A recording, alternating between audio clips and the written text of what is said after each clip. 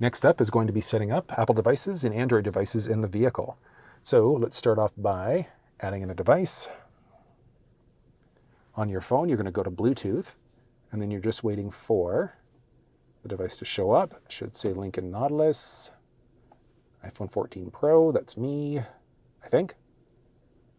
There we go. Pins match up. Okay, that's interesting. So it didn't, so it's showing hands-free there. So it didn't initially show, but when I connected to my device there, it's going to launch up.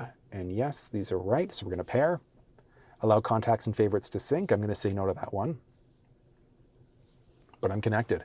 So you can see there are two different devices. Do you want to allow things? Let's see, use contact names to improve. I'm going to change settings. And on that one, I'm going to say no to that one. And that's just because this isn't my vehicle, but otherwise you could. And then you can see there, I'm hooked up through Bluetooth. I can use Bluetooth for audio if I want to, for phone calls. So that's one nice thing is that if you've got multiple phones connected, it's who gets connection priority, but what do you want to have connected? Do you want to have your phone connected, audio connected on this phone? You can push this little thing in order to be able to disconnect, forget. You can look at phone calls, media, text messages, contact downloads, whether or not you want that to happen, and so many other things. You can disable anything, enable, whatever you'd like to there as well. Moving back, you can click back through in order to reconnect, and then you can also use CarPlay. So do you want to use CarPlay with the Nautilus? Yes, I want to use it. Do you want to start it? Yes, let's start it. And we are connected there. That is amazing. And as you can see, fully connected to CarPlay, and it doesn't look like there are going to be any limitations there. It's fairly responsive, which is great. You've got your main screen there. So you could, can I get fuller screen? Yes, complete full screen on this now. It's not, obviously, like it's not much of a difference, but that is really cool that you can kind of stretch it across that last teeny little bit if you wanted to.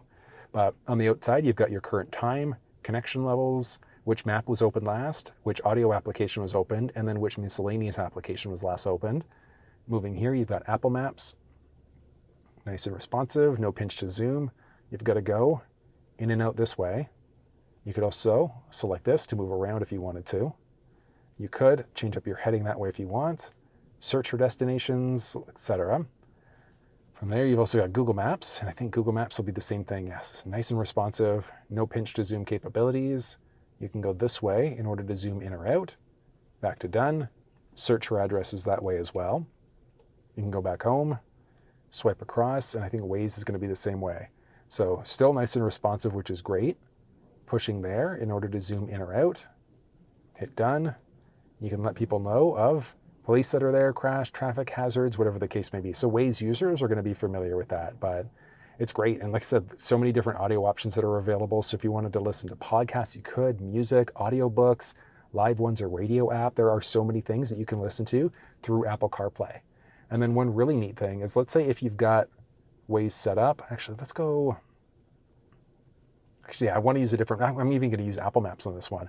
And then let's search for an address. Let's actually look for a gas station. And let's just randomly grab one and go. Starting route to Petro-Canada. So once you actually open up Apple Maps inside of CarPlay, not only does it show there, but it also takes out the system default screen there as well. So I'm essentially running my Apple Maps with a nice fade out effect right through that 48-inch screen along the top there too. That's really cool. And then you can proceed to the route, push up there, and route.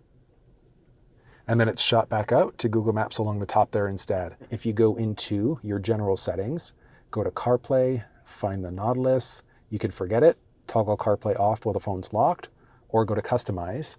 So let's say if you're a bigger fan of listening to your podcasts and you also want Waze to be there as well, you can do that, and then you can delete certain things. Fully removes them from the screen, but they're saved, so you could add them back in if you want to. And then if you're not a fan of any changes you've made, along the top of your phone there, you can do a reset in order to reset back to the factory default screen there instead. Very straightforward. Pushing home gets you back there, or you can go back to this icon view, and like I said, swiping across that way does the same thing. Pushing the Apple button there does nothing unless you're out of it, and then you can push back in to launch right back into CarPlay again. Looking back at your basic settings there, if you hop into your phone, you're back into CarPlay again. So let's go through settings. We've got Bluetooth, and then you've got the phones that are connected. So I've got this one that's connected to CarPlay. So you can either be connected to Android Auto or Apple CarPlay, but you can have a mix of these options there as well. So if you wanted to be able to use your phone, if you wanted to be able to use it for audio as well, which is great. Oh, I know that's quite a little bit of info, but that's how you set up Apple devices inside of the new Nautilus. Okay, and setting up an Android is going to be the exact same process. So if you weren't on this screen, all you're going to have to do is get into your settings. You can get to this for a few different ways, but you want to launch your Bluetooth settings there. You can forget devices, but what we're looking for is adding in a device. On your phone, you're looking for Bluetooth, and we're just waiting to pair, so it recognizes it. So we're going to click through and add. Couldn't pair. Get out of here. There we go. All right. So it's interesting. So I touched on the phone first, and then I went this way. So it looks like you're going to have to make sure you just pair right through the Nautilus screen there first instead. But the pins match up. So OK and pair. And there we go. Allow access to contacts, messages. I'm going to say no because this isn't my ride. But you've also got wireless Android Auto. So you can simply start Android Auto there. But so having said that, this screen technically is built-in Android Auto anyways. I'll show you some really cool features in a second, but you could run through Android if you wanted to go this way instead, but I mean, that is straightforward. You can push the button there in order to go into this screen, launch into Google Maps, and there we go. But I love it.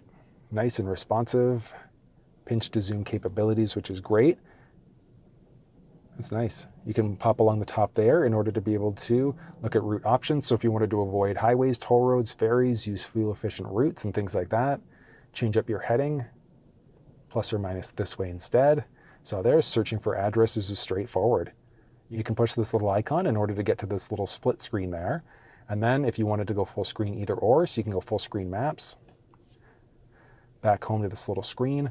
And then you can also jump between a few different options there too. You could push there if you wanted to activate your Google Assistant as well. But I mean, it's super straightforward. Along the side, you've also got microphone as well. So Android Auto recently used, so that's just a notification tray along the side there. And then you've got a series of different apps that are available. Now, on the Android side of things, if Waze is not showing in your Android device, you could easily set it up. I've put together a video explaining how to add Waze onto any device, essentially, but you can find that walkthrough video down in the description of this video. But very similar to the Apple side of things, you do have the flexibility of customizing some things. So go Android Auto here, and then you could look at previously connected cars. You can customize the launcher, use things wirelessly, whatever the case may be. But the one that we're looking for is the ability to customize the launcher. So let's say if you're a bigger fan of, maybe you want Waze moved up, order of importance, closer to the top, and you want to have your podcasts as number 1. So you could just do a grab and push in order to adjust it, but it's not dynamic like it was on the Apple side. You actually have to disconnect from Android Auto on the screen, relaunch for any changes that take into effect there.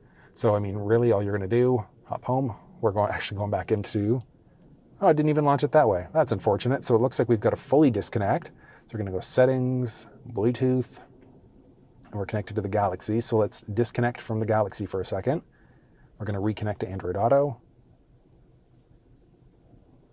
And it's launched back in, and has it taken, so it made the changes that we requested there as well. So you actually have to physically shut down Android Auto and relaunch for any changes you make there and in order for them to take effect. But I mean, it was straightforward there, as you saw, in order to get to it. So we go back to our settings, Bluetooth, and we've got both phones that have been connected.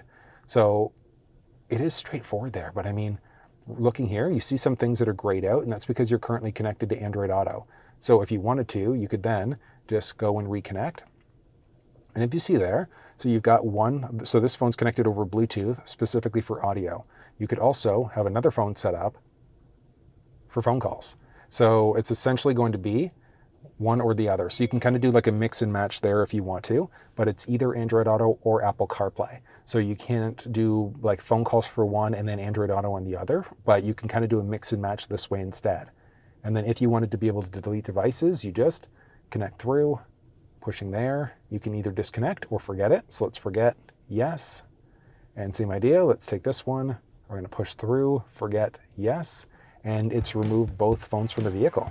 So it's that easy setting up Android and iPhone devices inside of the new screen in the Nautilus.